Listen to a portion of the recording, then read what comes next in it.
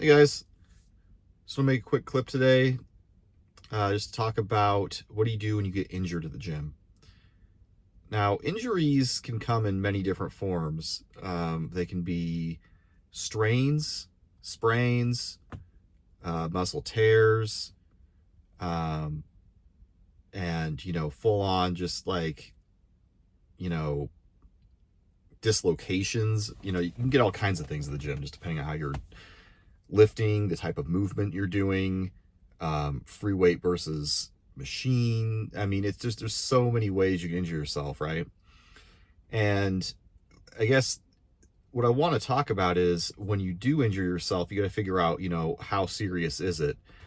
Um, Obviously you'll know if it's super serious because you probably won't be able to walk or, lift up your arm or something, say if it's a dislocation. But if it's like something, like a sprain or a strain, um, generally you just want to, stop doing whatever caused it, obviously, right? And then you want to go home and ice it, rest it, maybe take some ibuprofen, but definitely, ice it. Sometimes alternating like ice and heat can really help.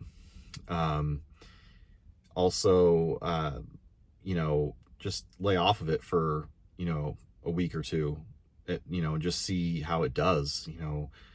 Um, a lot of times people get like, wrist injuries, especially when you're doing a lot of stuff like, deadlifting and curling, get like carpal tunnel or like tendonitis, different stuff like that. That's just like an ongoing thing. And that's just, you gotta just manage that. There's different ways around that. But anyway, if it's something more serious, like say, you tore your rotator cuff or something like that. I'm sure that's happened to, 95% of lifters that, do a lot of bench press or different things of that nature. In that case, you'll definitely want to see, like a physical therapist, and, they'll give you a list of exercises you can do. I can actually go over those in a different video, if you'd like. I've actually strained my rotator cuffs before on both sides and had to go through all the exercises and rehab, and it takes quite a few months sometimes to get through that, especially if you really tear it or strain it, from going too heavy on bench or just not warming up properly.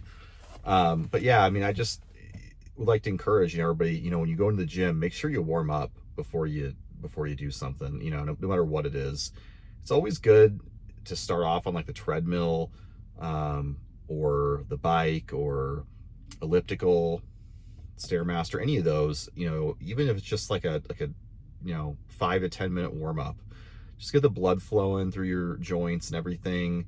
And then, when you do get on like a machine, say you're doing, um, a hammer strength machine, or you're doing like a bench press or whatever, just start off light. I mean, there's nothing wrong with using lightweight. There's plenty of people in this world that have gotten huge and jacked by lifting lighter weights and just controlling, the weight throughout the rep range and just going for size and, and the definition, and not really going for strength, over guys that, are all about the strength. And, some of those guys that are super strong aren't very big.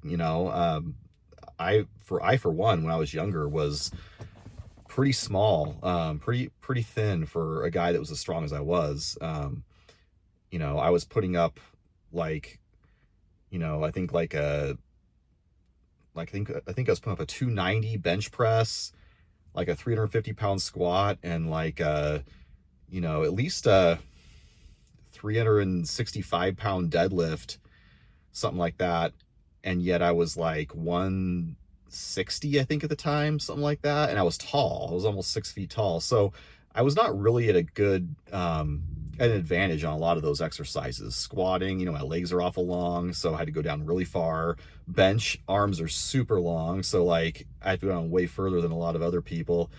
And even deadlifting, getting in the proper positioning, was tough. And back then I just did standard. I didn't do sumo or anything, so I wasn't, reducing the actual bar path very far or very much on that movement. So anyway, yeah, I just thought I'd let you know, you know, overall, you know, you just need to be careful in the gym. Just, you know, ego lifting is great, you know, if, you know, you're in the right position to do it, right? Say you've already, you know, you've already been lifting for a number of years, you know how to do things, you've already injured yourself, and you know how much you can push yourself, then doing some ego lifting and getting a little crazy in the gym is okay. But when you're, you know, newer to the gym, or you haven't been lifting for very long and you don't know how far to push yourself before you injure yourself, you know, getting too wild and crazy too fast and not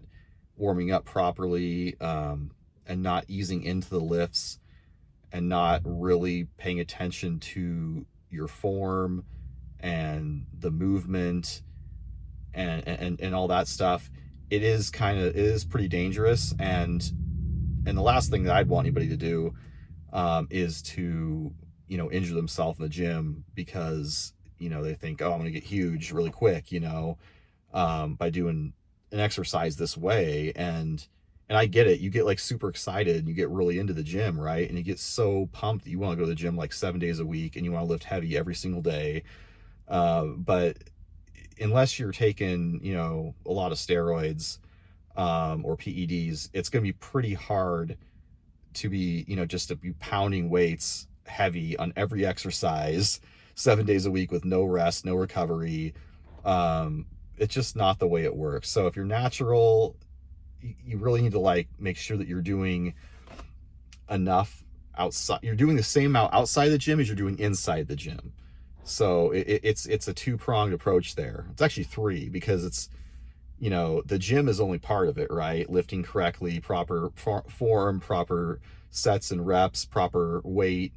And then it's also diet, you know, are you taking enough protein, fat, and carbs, vegetables, nutrients, all that stuff, vitamins, minerals? And then, you know, are you getting enough sleep? And are you consistent? That's all it is. But you really have to make sure all that stuff's on point. And I know I've said this in previous videos, but that's just what you need to do. So anyway, if you do all these things, you're way less likely to get injured than, you know, if you go into the gym and you just don't care and you just jump on a, you know, machine and stick the most weight you can on to outdo the guy next to you, and then you come back the next day and you're like, gosh, my arm really hurts, or my leg, my knee's all jacked up, or my rotator cuff hurts. It's like, yeah, and you know, that's the thing with some of that stuff. Some of it comes in over time. Like you'll all of a sudden just notice that you strained it a couple days ago. You don't even know what you did, and then all of a sudden, like, it just kind of seeps in over time, and you'll feel it eventually. You know, eventually your body will just tell you to stop, you know, and that's the point where you just have to listen to your body. And but anyway, hope this helps, and hope everybody's having a good fall out there. It's been nice weather, and yeah, I'm pumped to get in the gym today. So anyways, take care. Peace.